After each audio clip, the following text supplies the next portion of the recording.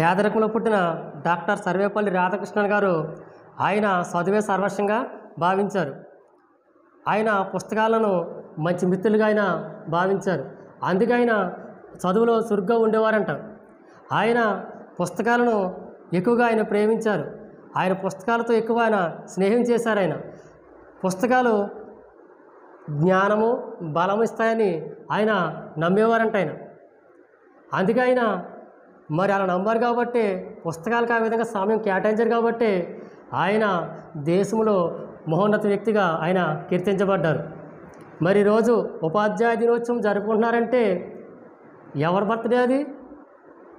ఇది సర్వేపల్లి రాధాకృష్ణ గారి యొక్క పుట్టినరోజునే ఈరోజు ఉపాధ్యాయ దినోత్సవంగా మన దేశమంతా ఎంతో ఘనంగా అట్టహాసంగా జరుపుకుంటుంది.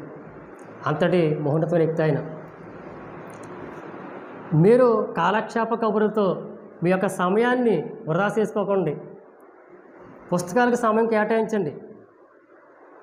మీరు పుస్తకాలు చదివితే మీ జీవితం చాలా ఉజ్వలంగా ఉంటుంది. సెల్ ఫోన్లో మీరు చెడు దృశ్యాలు చూడకూడదు. మీ జీవితాన్ని పాడు చేసే, మీ బ్రతుకులను నాశనం చేసే సెల్ ఫోన్లో చెడు దృశ్యాలు చూస్తే మీ జీవితం అధోగతి పాలైపోతుంది. మీ జీవితం అతాపాతాలను తొక్కేస్తుంది సెల్ ఫోన్. కాబట్టి సెల్ ఫోన్ వ్యసనంగా మారితే కనుక అది మీ జీవితం నాశనం చేసినట్టే, మీ జీవితం అంతా చీకటి కమ్ముకున్నట్టే. కాబట్టి మీరు పుస్తకాలు చదవడం వ్యసనంగా మార్చుకోండి.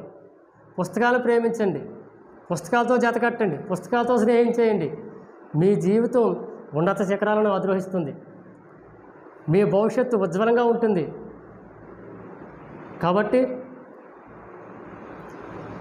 చెడు వైపు నడిపించే కాలక్షేప కబుర్లు కానీ, చెడు వైపు నడిపించే సెల్ ఫోన్లో చెడు దృశ్యాల వైపు చూడకుండా మీ యొక్క చూపు పుస్తకాల వైపు నిలబెట్టండి.